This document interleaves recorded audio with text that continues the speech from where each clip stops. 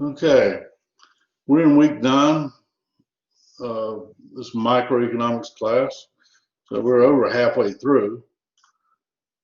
Everybody seems to be doing quite well. I hope those that are needing questions answers will talk to me at some point so we can try to resolve them or go to the academic skill centers for a tutor. We do have those available, and I think they're available through uh, I can't remember the name of the other uh, group, but they're in with I think they're in the news area for student assistance, uh, and they work with first generation college students. They have tutors as well. So what I want to start off with, since we do have the peer review that is due next week, and what I expect is at least 1, maybe 2 pages of what you consider a finished document. It doesn't have to be perfect, but I want you to have something ready to submit so your peers can read it and critique it. That includes formatting, easily identifiable thesis statement, and providing some direction of where you're going with the paper. So if you have in-text citations that you're using in the first page, page and a half, please include those in-text citations, but you do not have to provide a works cited page.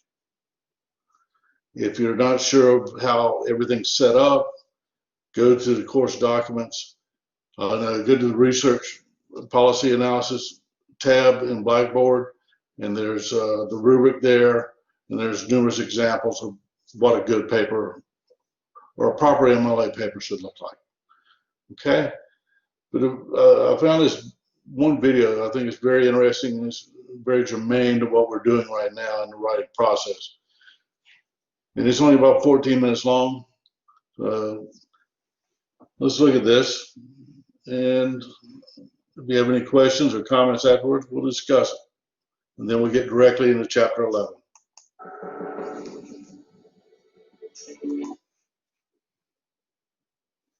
Let me share the screen.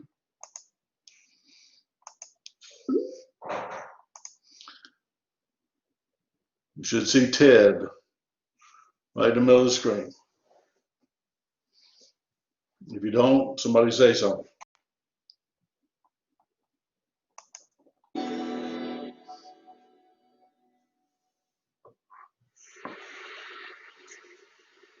So in college, I was a government major, which means I had to write a lot of papers. Now, when a normal student writes a paper, they might spread the work out a little like this. So, you get started maybe a little slowly, but you get enough done in the first week that with some heavier days later on, everything gets done and things stay civil. And I would want to do that like that. That would be the plan. I would have it all ready to go, but then actually the paper would come along, and then I would kind of do this. And that would happen every single paper. But then came my 90-page senior thesis, a paper you're supposed to spend a year on. I knew for a paper like that, my normal workflow was not an option. It was way too big a project. So I planned things out, and I decided I kind of had to go something like this. This is how the year would go. So I'd start off light, and I'd bump it up in the middle months. And then at the end, I would kick it up into high gear. It's like a little staircase. How hard could it be to just walk up the stairs? No big deal, right? But then, funniest thing happened. Those first few months, they came and went, and I couldn't quite do stuff. So we had an awesome new revised plan.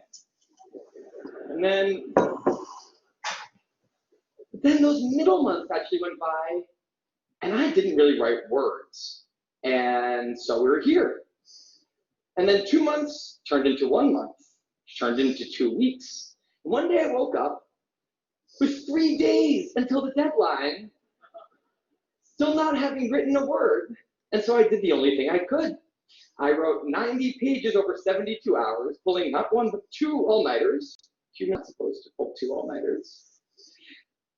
Sprinted across campus, dove in slow motion, and got it in just at the deadline. I thought that was the end of everything. But a week later, I get a call. And it's school. And they say, "Is this Tim Urban?" And I say, "Yeah."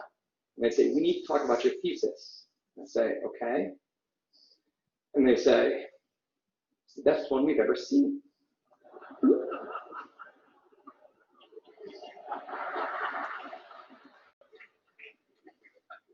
That did not happen.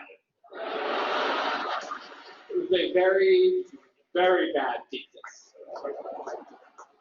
I just wanted to enjoy that one moment when all of you thought, "This guy is amazing." No, it was very, very bad. Anyway, today I'm a writer, blogger guy. I write the blog Wait But Why. And a couple of years ago, I decided to write about procrastination. My behaviors always perplexed the non-procrastinators around me, and I wanted to explain to the non-procrastinators of the world what goes on in the heads of procrastinators and why we are the way we are. Now, I had a hypothesis that the brains of procrastinators were actually different than the brains of other people. And to test this, I found an MRI lab that actually let me scan both my brain and the brain of a proven non-procrastinator, so I could compare them. And I actually brought them here to show you today. And I want you to take a look carefully to see if you can notice. And I know that if you're not a trained brain expert, it's not that obvious, but just take a look, okay? So here's the brain of a non-procrastinator. Now, here's my brain.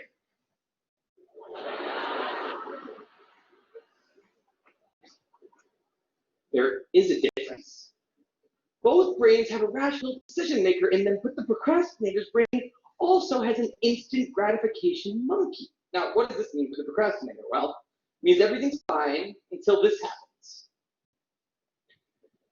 So the rational decision maker will make the rational decision to do something productive. The monkey doesn't like that plan. He actually takes the wheel and he says, "Actually, let's read the entire Wikipedia page of the Nancy Kerrigan Tanya Harding scandal because I just remembered that happened." Then we're going to go over to the fridge. We're going to see if there's something new in there since 10 minutes ago. After that, we're going to go on a YouTube spiral that starts with videos of Richard Feynman talking about magnets that ends much, much later with us watching interviews with Justin Bieber's mom. Well, it's going to take a while, so we're not going to really have ruined the schedule for any work today. Now, what is going on here? This gratification monkey does not seem like a guy you want behind the wheel. He lives entirely in the present moment. He has no memory of the past, no knowledge of the future, and he only cares about 2 things: easy and fun. Now, in the animal world, that works fine. If you're a dog and you spend your life doing nothing other than easy and fun things, you're a huge success. And to the monkey, humans are just another animal species. You have to keep well slept, well fed, and propagating into the next generation. Which in tribal times might have worked okay. But if you haven't noticed, now we're not in tribal times. We're in an advanced civilization, and the monkey does not know what that is. Which is why we have another guy in our brain, the rational decision maker, who gives us the ability to do things no other animal can do. We can visualize the future. We can see the big picture. We can make long-term plans. And he wants to take all that into account. And he wants to just have us do whatever makes sense to be doing right now. Now, sometimes it makes sense to be doing things that are easy and fun, like when you're having dinner or going to bed or enjoying well-earned leisure time. That's why there's an overlap. Sometimes they agree. But other times, it makes much more sense to be doing things that are harder and less pleasant for the sake of the big picture, and that's when we have a conflict. And for the procrastinator, the conflict tends to end a certain way every time, leaving him spending a lot of time in this orange zone, an easy and fun place that's entirely out of the make sense circle. I call it the dark playground. Now, the dark playground is a place that all of you procrastinators out there know very well. It's where leisure activities happen at times when leisure activities are not supposed to be happening. The fun you have in the dark playground isn't actually fun because it's completely unearned and the air is still going. dread, anxiety, self-hatred, all those good procrastinator feelings. And the question is, in this situation, with the monkey behind the wheel, how does the procrastinator ever get himself over here to this blue zone? A less pleasant place, but where really important things happen. Well, turns out that the procrastinator has a guardian angel, someone who's always looking down on him and watching over him in his darkest moments, someone called the panic monster.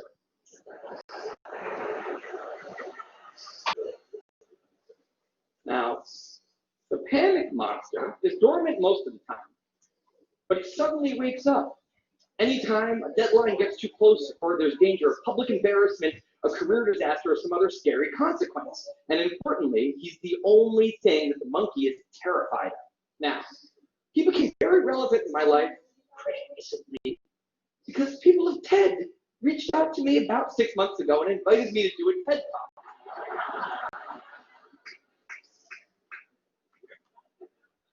Now, of course, I said yes. It's always been a dream of mine to have done a TED Talk in the past.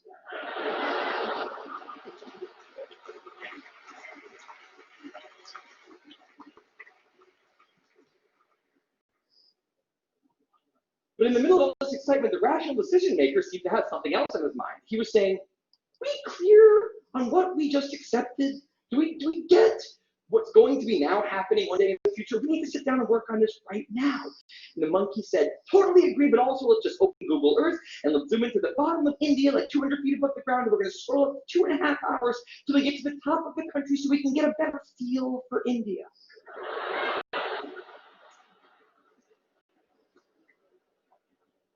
So that's what we did that day. As 6 turned into 4, and then 2, and then 1, the people of TED decided to release the speakers.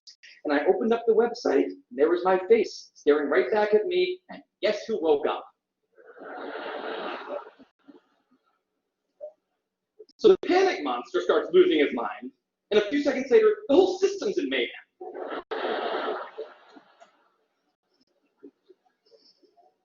And the monkey, remember, he's terrified of the panic monster. Boom, he's up the tree. And finally, the rational decision maker can take the wheel and I can start working on the talk. Now, the panic monster explains all kinds of pretty insane procrastinating behavior, like how someone like me could spend 2 weeks unable to start the opening sentence of a paper, and then miraculously find the unbelievable work ethic to stay up all night and write 8 pages. And this entire situation with the 3 characters, this is the procrastinator's system. It's not pretty, but in the end, it works. And this is what I decided to write about on the blog just a couple years ago. Now, when I did, I was amazed by the response. Literally thousands of emails came in from all different kinds of people from all over the world doing all different kinds of things. These are people who are nurses and bankers and painters and engineers, and lots of PhD students. And they were all writing saying the same thing. I have this problem too. But what struck me was the contrast between the light tone of the post and the heaviness of these emails. These people were writing with intense frustration about what procrastination had done to their lives, about what this monkey had done to them. And I thought about this, and I said, but the procrastinator system works, then what's going on? Why are all these people in such a dark place? Well, turns out that there's 2 kinds of procrastination. Everything I've talked about today, the example I've given, they all have deadlines. When there's deadlines, the effects of procrastination are contained to the short term because the panic monster gets involved. But there's a second kind of procrastination that happens in situations when there is no deadline. So if you want to have a career where you want to be a self-starter, something in the arts, something entrepreneurial, there's no deadlines on those things at first because nothing's happening first, not until you've gone out and done the hard work to get some momentum, to get things going. There's also all kinds of important things outside of your career that don't involve any deadlines, like seeing your family or exercising and taking care of your health, working on your relationship or getting out of a relationship isn't working. Now, if procrastinator's only mechanism of doing these hard things is the panic monster, that's a problem because in all of these non-deadline situations, the panic monster doesn't show up. You have nothing to wake up for. So the effects of procrastination do not contain. They just extend outward forever. And it's this long-term kind of procrastination that's much visible and much less talked about than a funnier short-term deadline-based kind. It's usually suffered quietly and privately, and it can be a source of a huge amount of long-term unhappiness and regrets. And I thought, that's why these people are emailing, and that's why they're in such a bad place. It's not that they're cramming for some project. It's that long-term procrastination has made them feel like a spectator at times in their own lives. The frustration is not that they couldn't achieve their dreams, it's that they weren't even able to start chasing them. So I read these emails and I had a little bit of an epiphany that I don't think non-procrastinators exist. That's right. I think all of you are procrastinators. Now, you might not all be a mess, like some of us, and some of you may have a healthy relationship with deadlines. But remember, the monkey's sneakiest trick is when the deadlines aren't there. Now, I want to show you one last thing. I call this a life calendar. That's one box for every week of a 90-year life. It's not that many boxes, especially since we've already used a bunch of those. So I think we need to all take a long, hard look at that calendar. We need to think about what we're really procrastinating on, because everyone is procrastinating on something in life. We need to stay aware of the instant gratification monkey. That's a job for all of us. And because there's not that many boxes on there, it's a job that should probably start today. Well, I mean, today. Sometime soon. Thank you.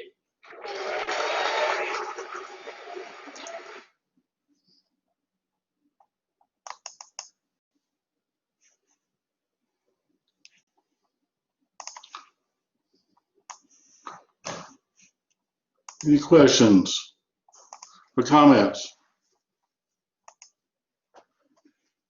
Okay. What I want to do now in chapter 11, it deals with common goods, public goods, private goods, etc. But it also has some other things that they look at. One being the tragedy of commons. And what I'm going to do today is I'm going to offer you points to test 2.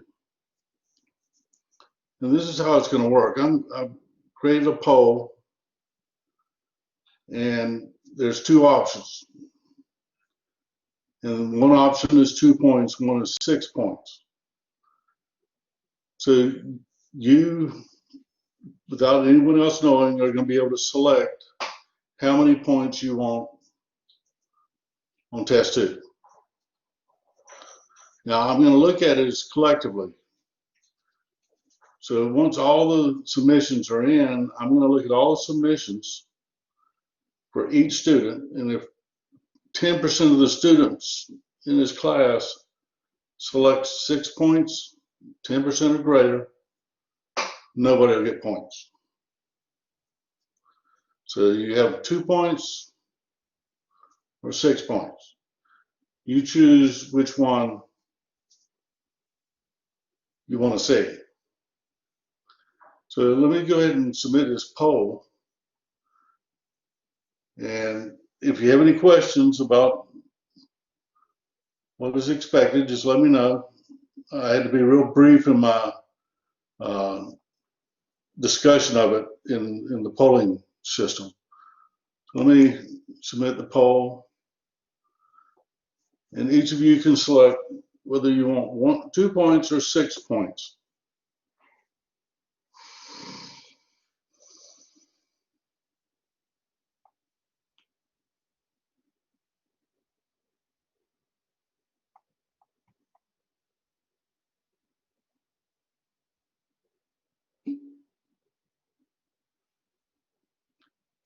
Okay, I have somebody wants a little more information. You can either select 2 points or 6 points to test 2. If more than 10% of the students select 6 points, nobody will get any points. So just keep that in mind. So we got a few that haven't responded yet.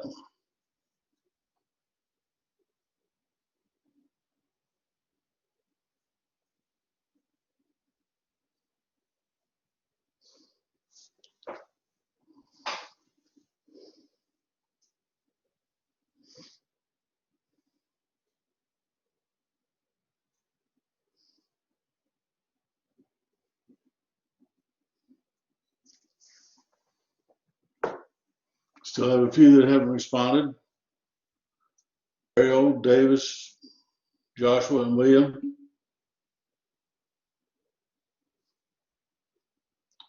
That's correct, William. Did you get mine? Yes, I got yours, Jarrell.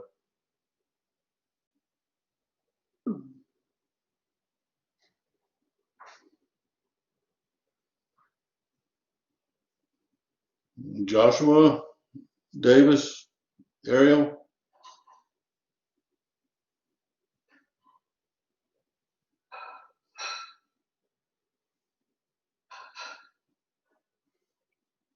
Okay. I'm going to assume the four individuals have no opinion. So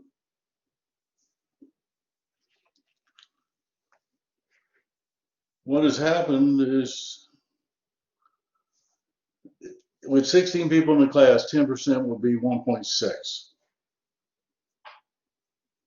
More than that chose 6 points. This is how, oh, we can't change it now. There's all some changes going on. That is the tragedy of commons. When you perceive that something is free, of no charge, you'll consume more and more and more of it. This exercise comes from a professor at the University of Maryland, and he's done it for years and years and years to all of his psychology students. And only one class out of decades of teaching, one class out of one semester, everybody they talked to each other, and then they chose 2 points. And everybody in the class received 2 points. That is the tragedy of commons. And we're going to look at that a little deeper once we get toward the end of this chapter. Now I'm going to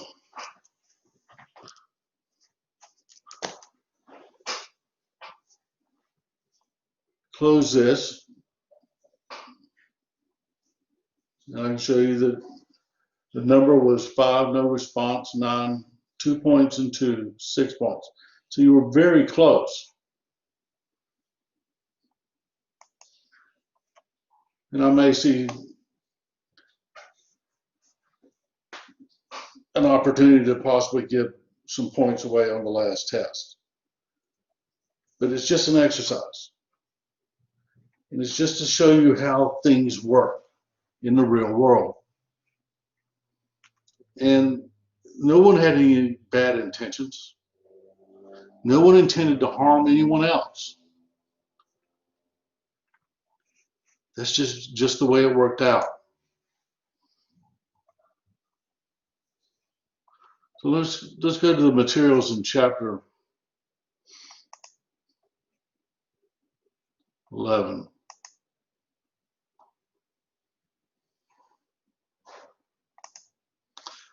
And in the PowerPoint exhibit, I'm going to share this with you again.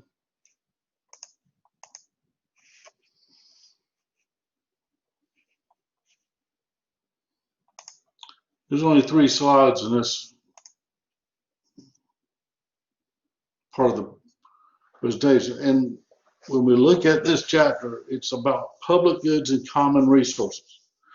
It means everybody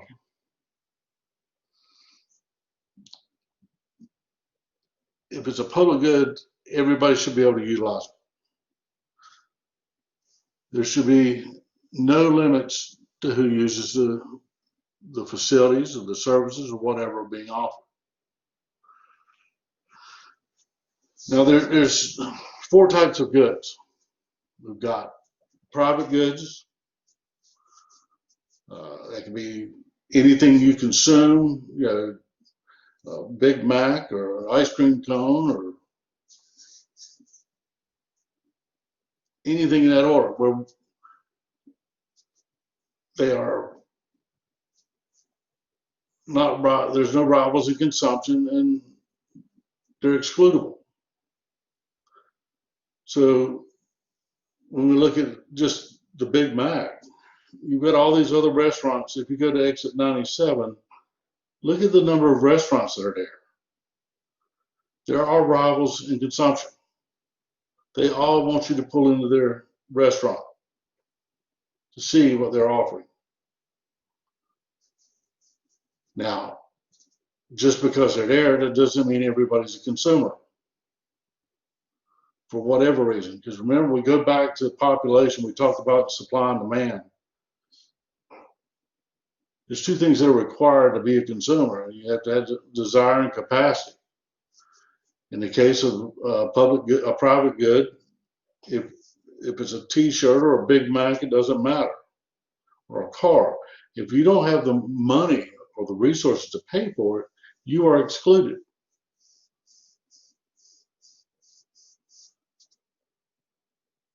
So there are limits to what is available. If you don't have the funds to pay for a toll, you don't get on, or you get sent a very hefty fine. If you get one out of Raleigh, where they send you a little picture of your car with you in it and the time and date that you went through the toll road. If you don't pay that $2 toll, you will get a very expensive bill from the courts. So there's excludability. Now, when we look at public goods, there's two things that we see. We see, oh, I mean to get a black screen.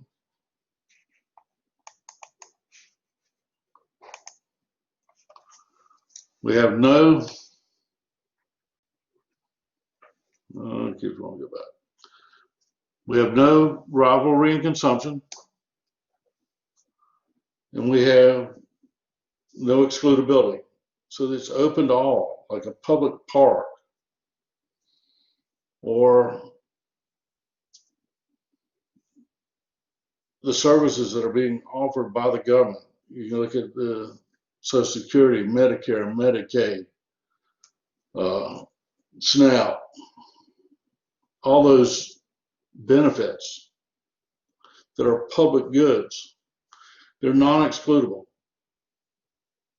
to anyone that qualifies. So they do have that point of qualifying for the services. Like with SNAP, you have to be within a certain percentage of the poverty line based on your family size, etc. And as long as you meet that one standard, you qualify. You cannot be excluded from receiving those benefits. Are there rivals in consumption? No, I don't know of any private company that's out there providing SNAP funding. It's a government function. And as a moral society, we choose to do X and Y. And that's what we see. Public roads. There's no rival in consumption for the public roads in town and so forth. Everybody can use them. And they're not excluded. Now, there's two other types. There's common resources. And I've got a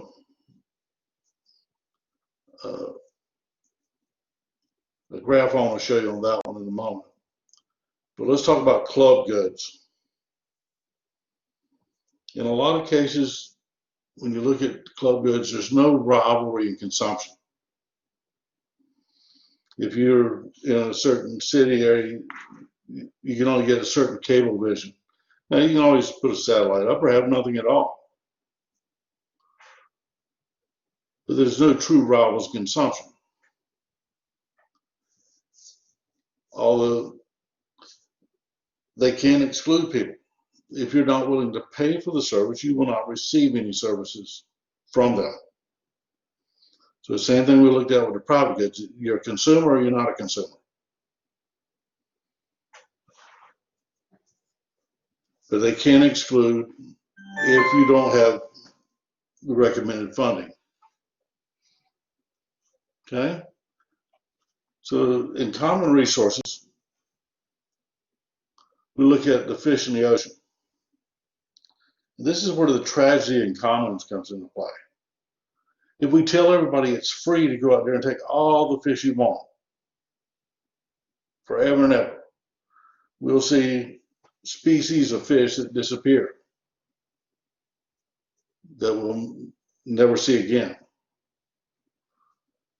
It affects the ecosystem of the ocean, and it affects our life and livelihood. If you're a lobster fisherman and you tell everybody just take all you want, the numbers of lobsters will decline. So we have to have some kind of controls on those common resources. And every nation has different rules. We can control the oceans around the United States and Alaska and Hawaii, but we can't get out into the outer reaches of the Atlantic and Pacific and other oceans and tell everybody else what to do. But we can control our environment. And we look at the common resources as a valuable commodity, can be overconsumed. So there's rivals consumption. Everybody wants it. Everybody wants the fishing license. Everybody wants to do X, Y, and Z. But the government can step in and say, okay, nobody's excluded, but we can affect how you consume these goods. We can put out catch limits, size limits, quotas, tonnage, whatever we feel necessary to maintain that ecosystem. We can see the same thing with the environment. One thing there is we have to look at how clean do we want the environment to be.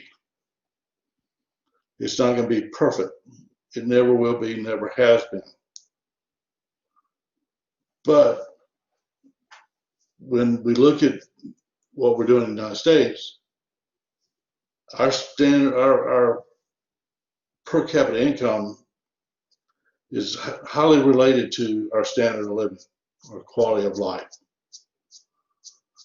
So you see other countries, as their per capita income goes up, you'll see the quality of life rise as well. But these are the four basic types of goods. I would recommend printing this out. And if you have questions in your homework or test, and they ask, is this a common good, public good, club good, or private good? You can easily go to this and just plug it in. There's only two characteristics that you're looking at: excludability and rivals consumption. That means more people want it. Okay.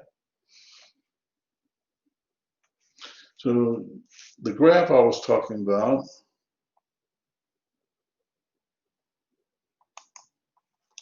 was this. This is a fish open ocean. There is a limited supply of fish.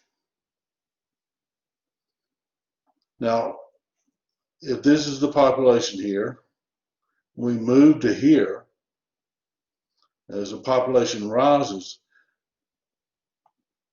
as the supply of fish goes down, we'll see the price increasing, the quantity decreasing, the quality decreasing, and this is going to continue to move to the left until, just getting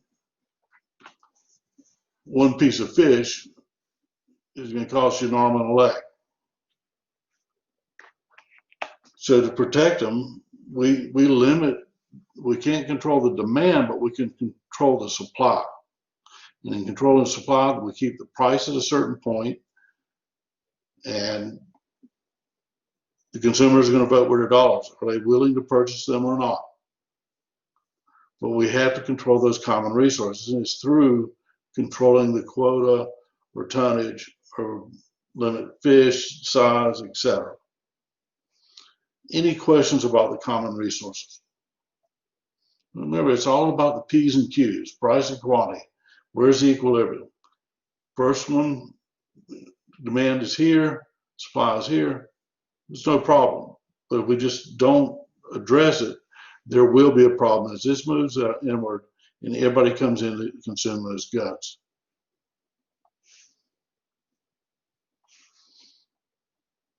Let me get out of this one.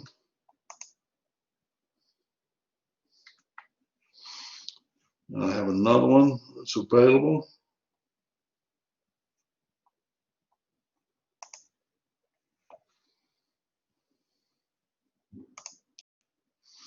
This one goes in a little more detail when it starts looking at excludability and rivalry and consumption. The excludability property of a good whereby a person can be prevented from using it. Now we can either do this from the government side saying it's illegal for you to have it.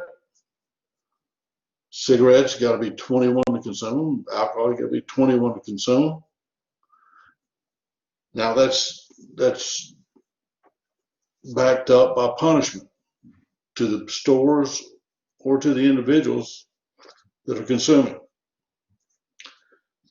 Rivalry and consumption, the property of a good whereby one person uses diminishes when others use it. That's what we saw with the common good. Everybody wanted it. That's a tragedy of commons. When everybody perceives something to be free, we will see the tragedy of commons.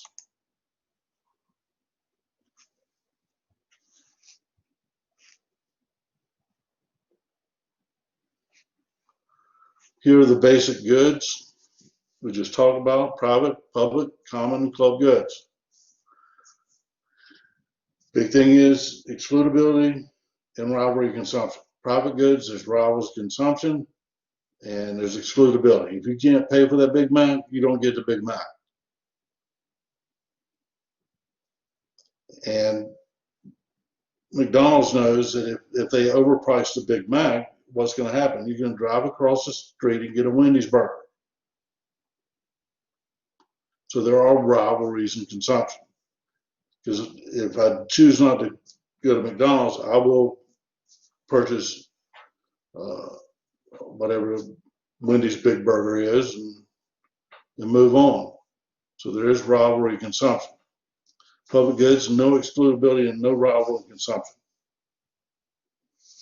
So if you meet the qualifications for SNAP benefits, they can't exclude you. There's no rivals consumption because the funding is going to be there. May run the deficit up, but it'll be there. Common resources, there's rivalry consumption, that's the fish, and the club goods. This is one that usually people get confused with. We can exclude, but there's no rival consumption. Golf courses. Pretty good example of this.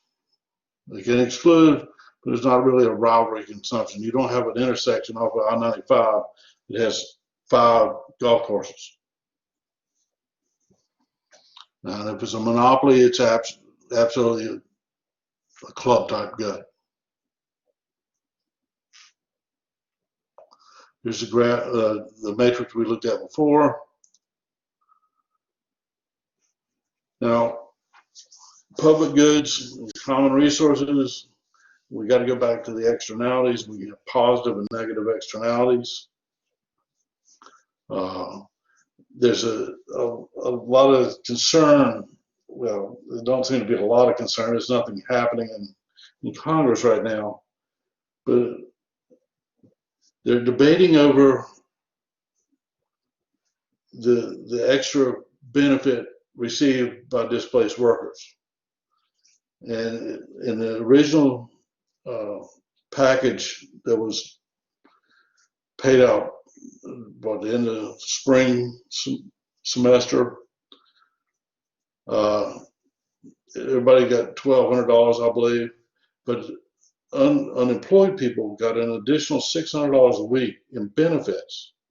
So that means that they earned over $20,000 a year in additional benefits over and above the workman's compensation. If you were working at minimum wage, there was no way that you could go back to work and make that much money. So the incentive was not to go back to work.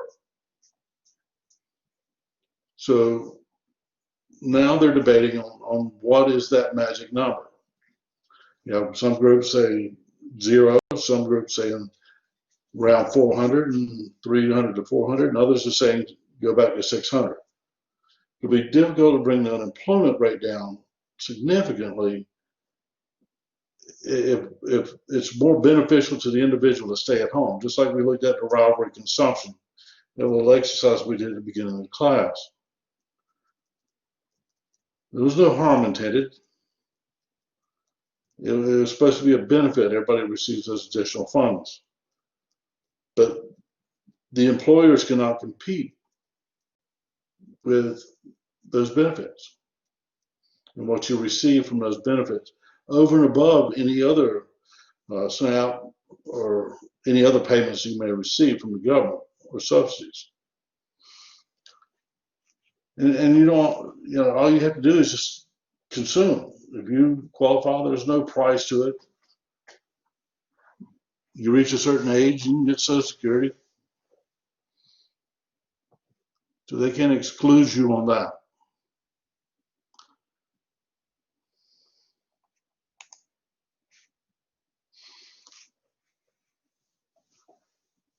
We look at private decisions about consumption and production. If we have private decisions on how to distribute assistance, we're going to have a problem. Now, we have a huge bureaucracy that delivers funding for non-discretionary spending items like Medicare, Medicaid, etc. And they do a little better than the private sector, but they also can become very inefficient along the way. And government can get involved, like with the consumption of tobacco and cigarettes. We are better off because a lot of people stopped smoking because the price of cigarettes went through the roof. So the government can make a difference. Well, the problem is, like I was saying with the $600,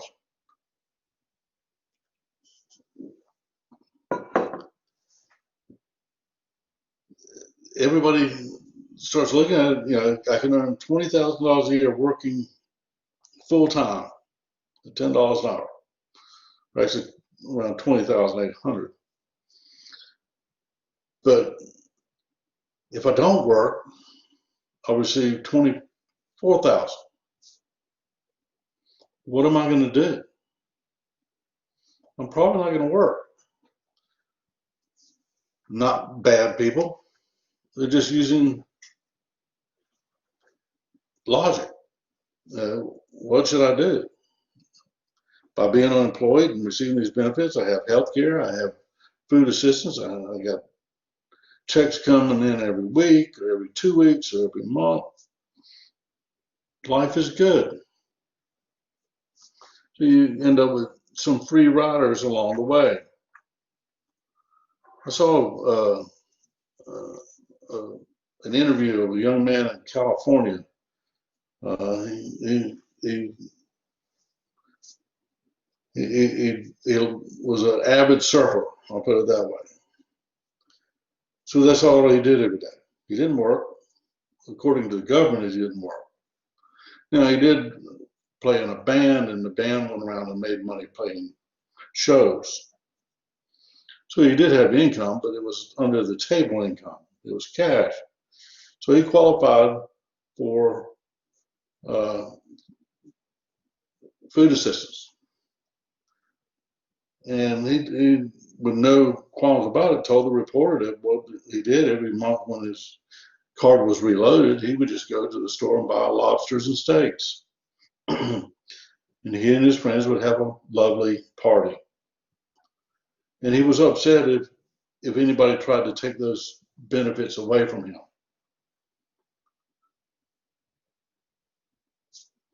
We have free riders. We can't exclude anybody on a public good. And if to the paper, it says you qualify for it, you're going to get them. All you have to do is ask.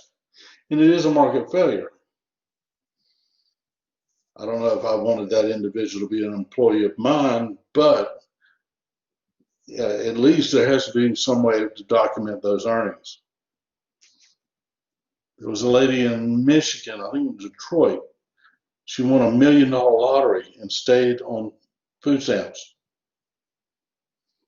with $1 million, well, about 600,000 in the bank. She still qualified food stamps because she wasn't working. And she, on a piece of paper, it still showed her income as zero because it did not include the payments received through the winnings. I think they ended up changing the rules and she no longer qualified. And she's probably not the only one. I'm sure there's others that have done exactly the same thing.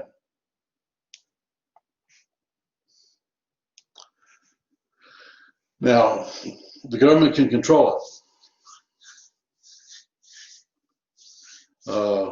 If the total benefits of a public good exceeds the cost,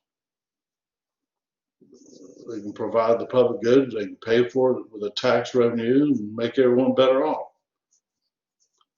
But nothing is free. Nothing is free. If anyone tells you something is free, look around. How many things have you ever received from strangers that was absolutely free, except advice?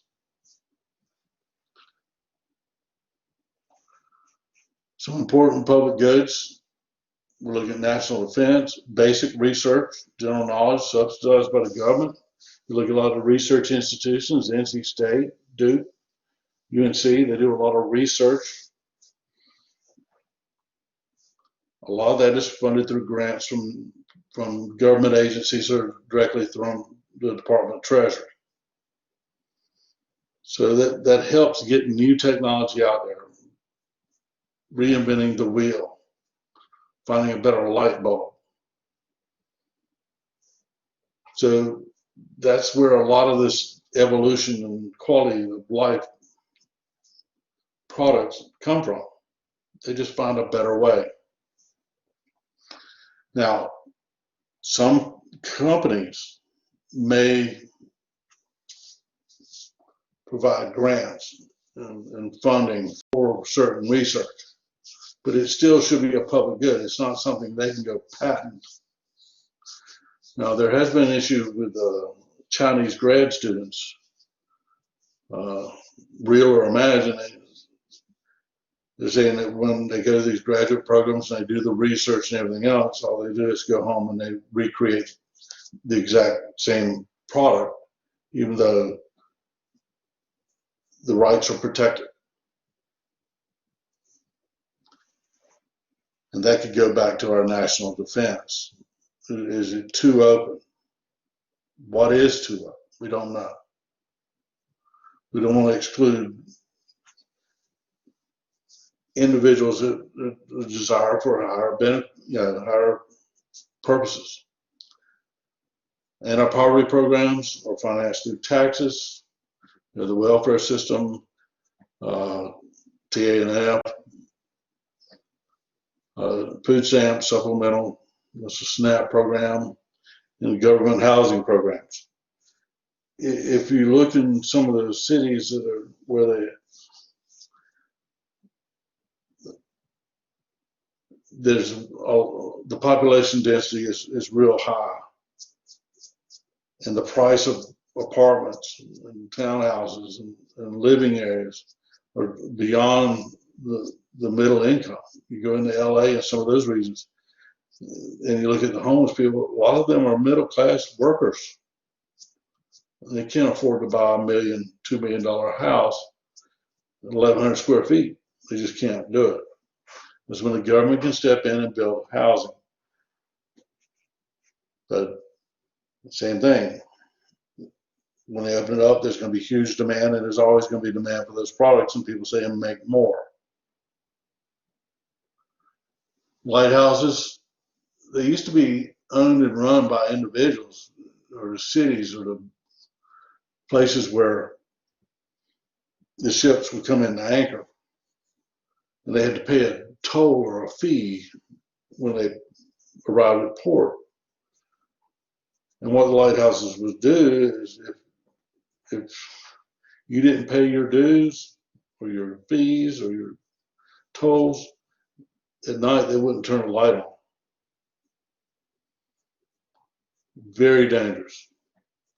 So that's when the government started getting in there and they say, okay, this is a public good, and everybody needs it. There can't be excludability, because otherwise people that had no part of the decision not to pay are going to die or be injured. So a lot of lighthouses are, or and maybe some of the old ones probably owned by a group, but it's more historical than it is functional. New GPS systems and everything else help a lot, but the buoy system and lighthouse are still important.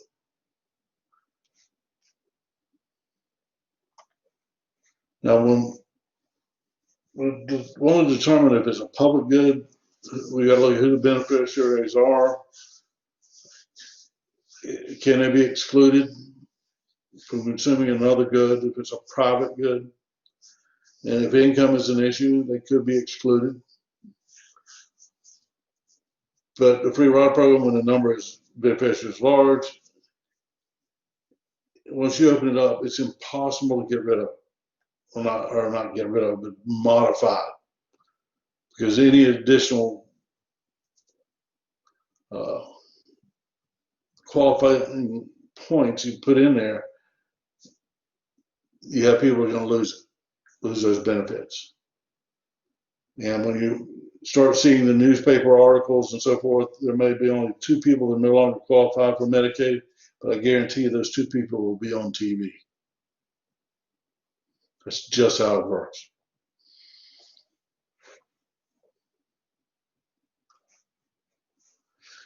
Now, we have to do a cost-benefit analysis if we're a private business. Now, the government, if they see the benefit exceeds the cost, they will provide it. Private sector, if the cost exceeds the benefit, they have to make decisions. So they have different ways of looking at it.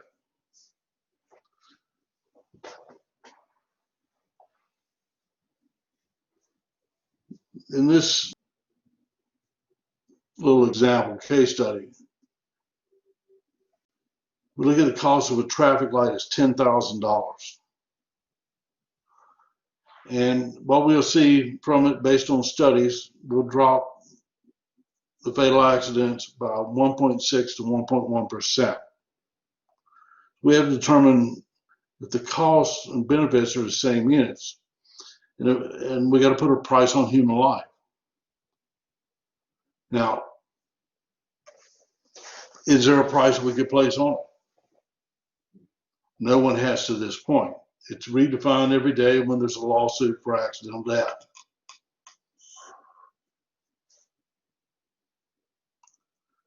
Now, without an implicit value, the courts are going to determine it. There have been huge settlements just through personal injury in the millions and millions of dollars.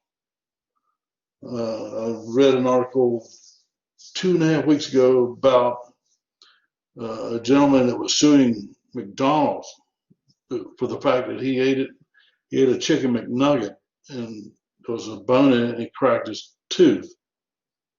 Didn't break it out, just cracked his tooth, which is still painful.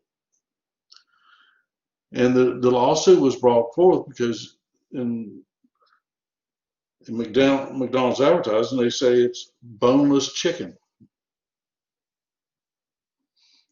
And he found a bone. Not intentional, just happened. And he and the lawyer were suing for millions of dollars. It was like a lady many years ago, a couple of decades ago, spilled McDonald's coffee in her lap and she was burned. And she sued because it was too hot.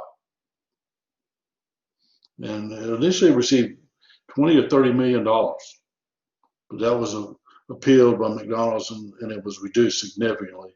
It was much less than less than $1 million that she got in the end, much less. Okay. Now, looking at the traffic light,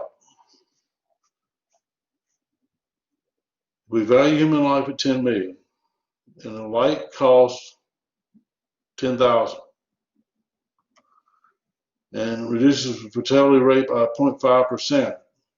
Expected benefit, we're looking at $50,000. So the cost is less than the benefit, much less than the benefit. Therefore, the government will put in the traffic light. And all that you have to do, if you get an equation like this, is look at what they're offering. They start out by the change in the fatal traffic accidents. It goes from 1.6 to 1.1%. So it goes down 0.5%. A 0.5%, and that's what they use. They multiply on 10 million, would be 50,000, and that's where the numbers came from. 10,000 was given, and you had to do the calculation for the 50. And then which one's greater?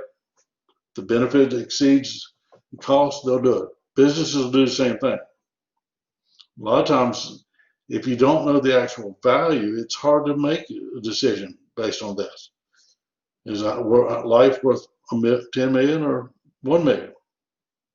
It's hard to, you can get 1,000 different people and they're all going to give you a different answer.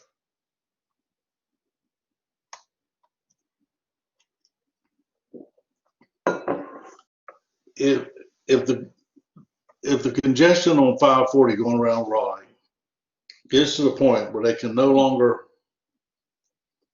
support any additional traffic, if they raise the tolls, people will move elsewhere. They'll find other ways to get from point A to point B. Not everybody. The people affected the greatest would be the poorest, and they're the ones that can least absorb that additional cost. And if they don't pay the toll now, they're paying additional fuel costs to go around Raleigh instead of using 540. But economists say it will, provide additional benefits, but it's not always positive or positive negative externalities would go there as well. Common resources not excludable, tragedy of commons, we talked about that. If we look at clean air and water, there's been several days that smoke from the West Coast has actually traveled to the East Coast from these fires that are burning. It's impossible. I mean, if you have wood and you have dying wood and you have undergrowth that has died and it becomes dry and brittle, all you have to do is light one match and everything's just going to take over. Yeah, that's something that has to be resolved in California and some of the other western states. But the fires, we have negative externalities. They want to protect all the trees. They want to protect all the habitats. But there's something called selective forestry, where they go in and do things to make it more healthy and create barriers for these fires. Congested roads, it's a negative externality. Corrective actions charge drivers a toll, not a tool. And you can also add tax on gasoline. Now, there has been discussion on, instead of taxing, in addition to taxing gasoline, instead of collecting the taxes that you pay for the county for property taxes, etc., to put a mileage tax on the car. And the more miles you drive, the more you pay in taxes. Because if you look at the automobiles, the electric automobiles and so forth, they're not paying that tax. They're not paying for that premium to get on those roads. And we can't exclude anybody. So there has to be something put into place. And that's where they can come in, corrective tax. They can say, okay, we want to make sure that you understand, just because you have an electric vehicle, you can't just drive everywhere and do everything for free. So we're going to charge you a mileage fee. When you get your vehicle inspected every year, you will find out how much you owe in taxes. Here they talk about the important common resources. We have the oceans. We have certain areas of the coastlines that are protected, and they're part of our sovereign nation. But as long as someone's outside of that boundary, they can't be held to the U.S. standards. But you can see some of the things that our government does for those limited resources.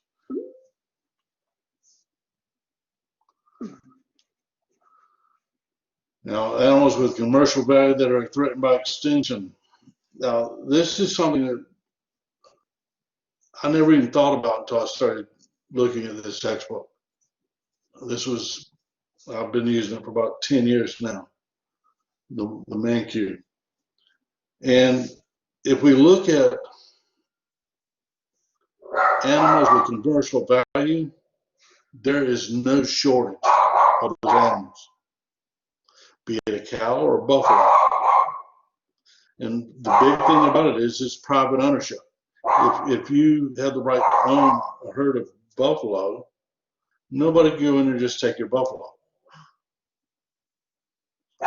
And you'll readily have meat available, or you'll produce it. If it's of value, you'll produce, you'll raise the buffalo and then have them processed for their meats and hides and everything else. In Africa, they've got a lot of protections. Even in some countries, I mean, it could be a very bad punishment for taking elephants or other endangered species. And these individuals, they still do it because they're getting benefit from killing the elephants. They get the ivory, and the rhinoceros. They take the horns. There's people like some other countries value those products quite a bit, and they're willing to pay poachers to go in there and get it. And the poachers, as long as the money's there, they'll do it. But when we look at the cow, private good, privately owned, the farmers take great effort to make sure that their herds are healthy and productive. But if we look in Africa, there's several countries that they've used laws where they just say there's no hunting available, period. And if you get caught, you will be punished severely. And in those countries, the number of elephants is still declining. And the poachers, as long as the money is available, and it's a common resource, they can just go out and get it. And they'll do it at night or whatever, but they have a strong incentive to kill the elephants and harvest whatever the valuable products are. Now, in some countries in Africa, they've changed the model. There was an epiphany, and in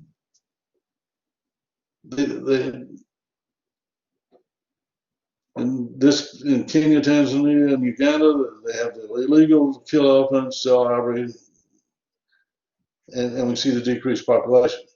But in Botswana, Malawi, Namibia, and Zimbabwe, they made elephants a private good. And you can kill your own elephant. If you're raising elephants for meats or products or whatever, you could do so. And landowners have incentive to preserve the species because they are of value, and elephant populations are starting to rise. And it's because they are a public good, they're private good instead of a public good. And they eliminated that common resources.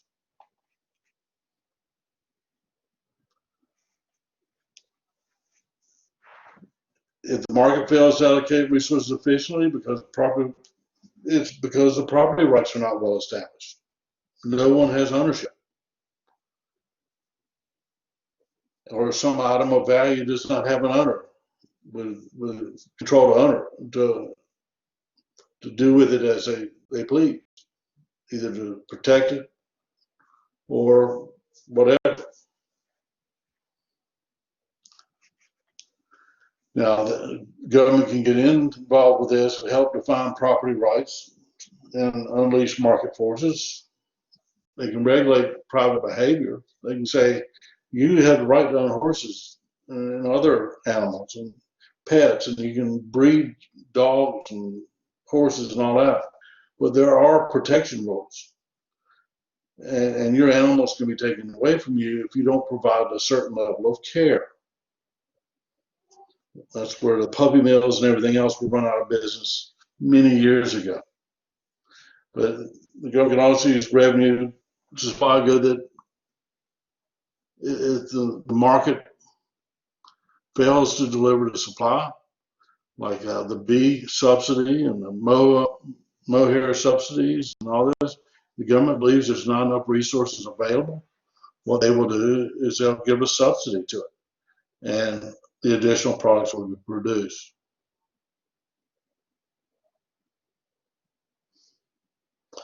Now,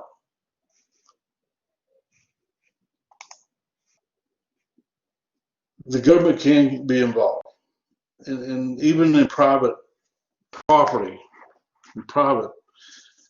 if you have property, the government can use eminent domain to acquire property for development of public goods, or build a highway, an airport, a railway line, those type things. Now, there's been some issues with that where they can determine that if someone else can do a better job using your property than you can and hire more workers, then the government can take your property and give it to another private owner. That has been debated heavily since there was a Supreme Court ruling that allowed that to happen. But we as property owners, if we vote, somebody says that they believe that the government can take your property and give it to some other private person, you have to determine, is that somebody I want to vote for or not? Now, the government, they have buildings that they foreclosed on, houses. They want to sell them to a private entity. That's what should be done. But taking from someone else, that's a difficult way to go. Any questions about Chapter 11? Now, a lot of math. The only math that we saw was here. when they look at the cost benefit analysis. But if you just follow the way the information is given to you, you'll be just fine. Because they establish what the benefit would be as far as the value of life and the cost to put up the stop light. All you have to do is look at what is the difference in the expected benefit. Okay?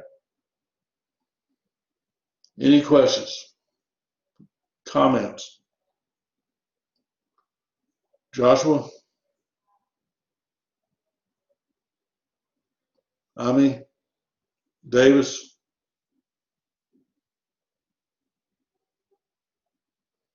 No questions? I really want to emphasize that we need to pay attention to the deadline for next week. I'm going to go ahead and open up everything available as far as chapters 7 through 12. Everything's going to be open all the way into the test period. That way you have all your resources available to you.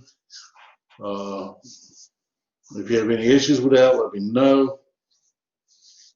So I don't want anybody to come up at the last minute and say they couldn't get to the materials. So everything's going to open up either today or tomorrow.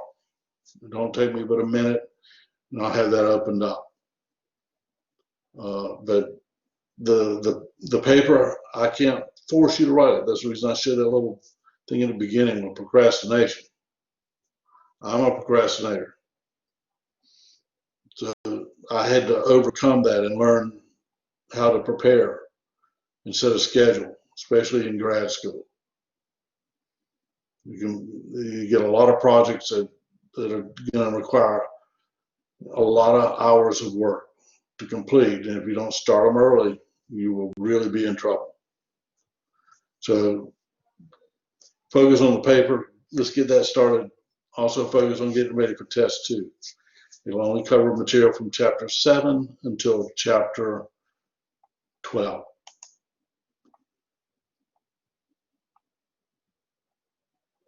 If you have any questions, stick around. If you don't, have a good day. Thank you. I'll see you on Wednesday.